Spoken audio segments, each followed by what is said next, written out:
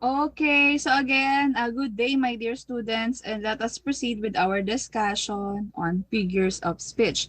And I do believe in that this is familiar to us because even we were on our primary education and our secondary during our junior high school, we were able to know and identify these figures of the speech. And now let us give this recap and let us define it again. So when we speak of figures of speech, these are the words or phrases that depart from straightforward literal language. Figures of speech are often used and crafted for emphasis, freshness, expression, or clarity.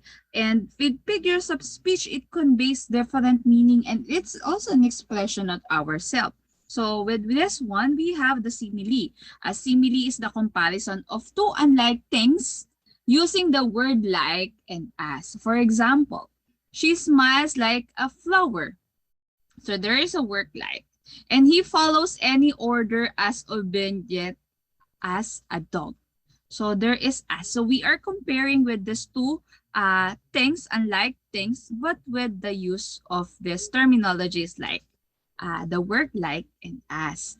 When we speak of metaphor, the nature of this is the comparison of two unlike things or expressions. Sometimes use the verb to be and not using like or as compared with the simile a while ago. For example, she is my favorite flower in the garden. He is a dog. So means like they are comparing two things, but it's not using the word like or as. So look at, it's a vicious cycle. When we speak of alliteration is derived from Latin's latera. It means letters of alphabet. It is more confusing, right? And it's a stylistic device in which a number of words having the same first consonant sound occur close together in the series. The repetition of an initial consonant sounds. Like, for example, the one that you screened. Our tongue will be twisted. Sally sells seashells, but a better butter makes a batter better, right? A big bully beats a baby boy. Dunkin' Donuts, PayPal, Best Buy, Coca-Cola. So there is, something like the words are twisted like in the screen. If Peter Piper picked a peck of pickled pepper, how many pickled peppers did Peter Piper pick? So we can speak this a little bit more faster to make it good. Anaphora, the repetition of the same word or phrases at the beginning of successive clauses or verses. Anaphora is a literary and rhetorical device in which a word or group of words is repeated at the beginning of two or more successive clauses or sentences. This technique adds emphasis and unity of the clauses. For example, I came, I saw, I conquered.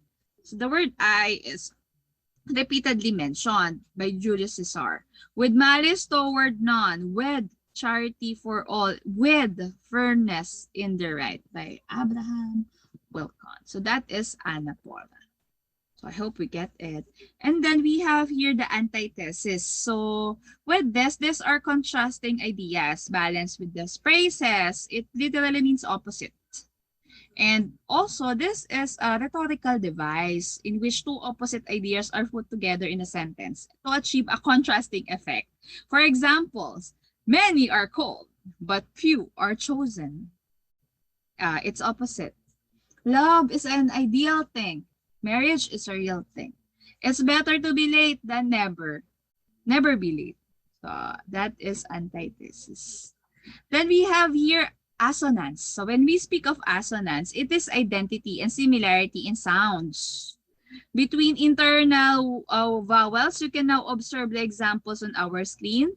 In neighboring words, assonance takes place when two or more sounds close to one another repeat the same vowel sound, but starts with different consonant sounds. For example, on the screen, the crumbling thunder of seas. So the use of you. Go and moan the lawn. The engineer held the steering to steer the vehicle. So it is redundant. The internal vowels are takes place repeatedly. Now, we have the onomatopeia. When we speak of onomatopeia, it's a word that imitates the sound it represents. The chiming of the bells, for example, the boom of explosion. So chiming, when we hear the bells, is chiming, right?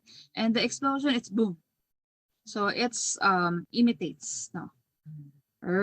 Ooh. For example, irony. Isn't it ironic? A figure of speech consisting of an understatement in which an affirmative is expressed by negating opposite. Irony is a figure of speech in which words are used in such a way that they intended meaning and is different from the actual meaning of words. In simple words, it's a difference between appearance and reality. Isn't it ironic? Don't you think? For example, oh great, now you have a broken my new camera. The doctor is kind-hearted as a wolf. Oh, isn't it ironic, right? So there is a meaning behind it. So it's expectation versus reality, right? So oxymoron, a figure of speech which incongruous and contradictory terms appear side by side. So oxymoron is a figure of speech in which two opposite ideas are joined to create an effect. The common oxymoron phrase is a combination of an adjective preceded by a noun with contrasting meanings such as cruel kindness, living death. For example, on the screen, we have here dark light, living death, open secret. Diba? Sometimes we are into that. It's open secret. So how can we say that that is secret if that is open to the public? Tragic comedy and seriously funny. Ayan. So we have here this oxymoron. And then we have synecdoche. It's a literary device in which a part of something represent the whole. It may use a whole to represent a part. And it may also used by a larger group to repair smaller groups or vice versa. It may also call a thing by the name of the material it made of, or it may refer to a thing in a container or packaging, the name of the container of packing. For examples, his parents brought him a new set of wheels, but that refers to a car. So it's just represented by a thing or part. So the part is the wheels, but technically it's a car. He has many mouths to feed. So it means that there are two people to look after too. And the word bread can be used to represent food in general or money. Breadwinner, for example. And then, all right, in my four wheels, so technically it has the hearts or the four wheels, but technically when we speak of four wheels, automatically it refers to cars. And I hope you learned something as to the figures of speech that we've discussed today. And that's it. That's the end of our presentation.